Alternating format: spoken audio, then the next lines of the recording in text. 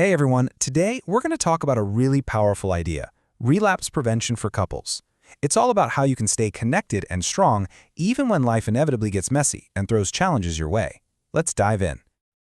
You ever have that feeling, you and your partner have been working so hard, things are feeling better, you're really communicating, and then boom, suddenly it feels like you've been dropped right back into that same old frustrating argument or that same old distance. It's a super common experience, and today we're going to look at it in a totally new light.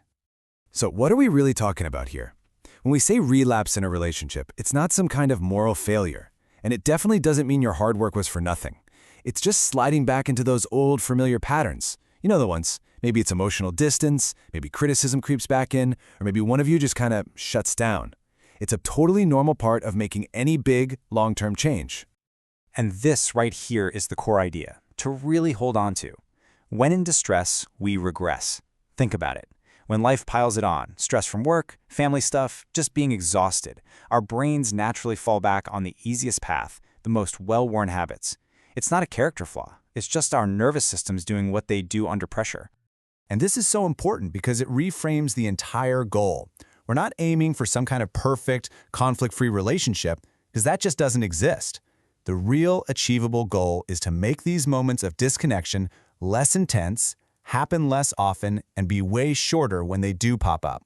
It's all about building resilience, not trying to be invincible. So how do we actually do that? Well, it all starts with getting really good at spotting the early warning signs.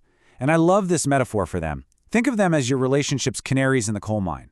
They're those subtle little signals that tell you stress is rising, way before there's a full-blown crisis. Because the whole strategy really hinges on this one thing, catching the slide early when you both still have the most energy and goodwill to do something about it. So, what are these canaries? Well, we can look for them in three places: inside ourselves, in our partner, and in the dynamic between us. Okay, first, let's look inward. What are your personal canaries? Maybe you notice you're feeling way more irritable, or just easily overwhelmed by little things. Or perhaps you start to withdraw, spending hours just doom scrolling on your phone. For some of us, it might look like old trauma responses flaring up, or maybe neurodivergent traits like over-apologizing for everything, or just feeling totally numb and checked out. These are your body's personal smoke detectors. Next, what are the canaries you notice in your partner? Maybe their temper gets a little shorter, or they seem more critical than usual. Perhaps they stop reaching for your hand or initiating a hug. The classic, right? The "I'm fine," while their arms are crossed and their whole body is basically shouting that things are not fine. Noticing these isn't about blaming them, it's about collecting data like a detective. And finally, what about the canaries in the us, the relationship itself? This is all about the dynamic between you. Maybe those little rituals, like a goodnight kiss or a check-in text, start to disappear. Important conversations are left hanging. There's just less laughter, less affection. You might start to feel more like roommates than partners. And when a conflict does happen, it just feels draining, with no sense of coming back together afterward.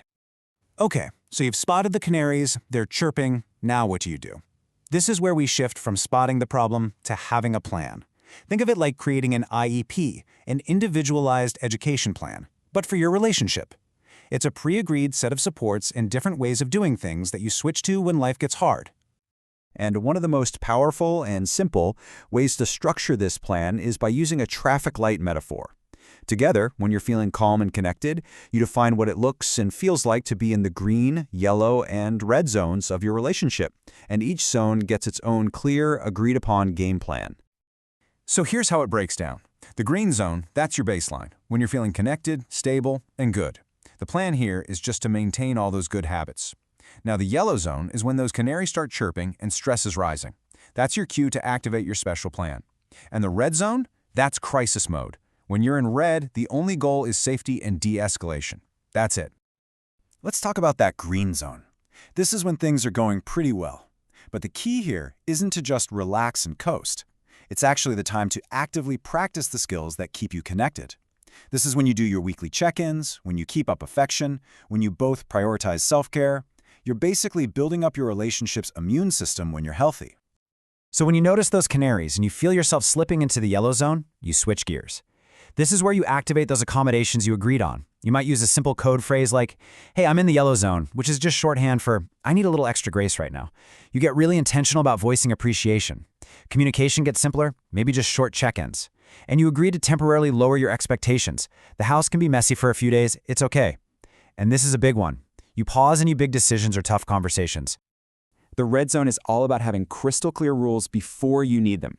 Because when that old pattern is fully in charge and you're emotionally flooded, you don't have the brain power to invent a plan. Instead, you just follow your script.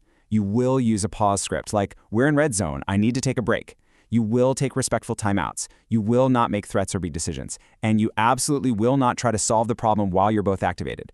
The only goal is damage control. So, a relapse happened. You found yourselves in the red zone and you followed your rules. Now what?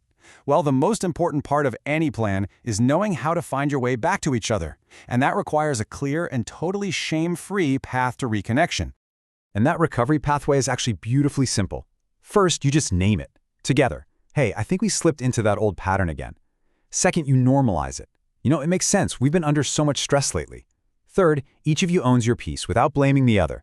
I know I got really defensive, or I can see how I was withdrawing. And finally, you just take one small, manageable step to reconnect. Just one. That's it.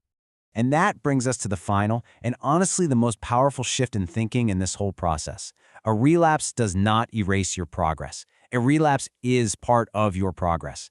Every single time you go through this cycle, you spot the canaries, you use your plan, and you find your way back to each other, you are learning. You're becoming experts, not in avoiding hardship, but in moving through it together. And that right there, that is the foundation of a truly resilient and deeply connected partnership.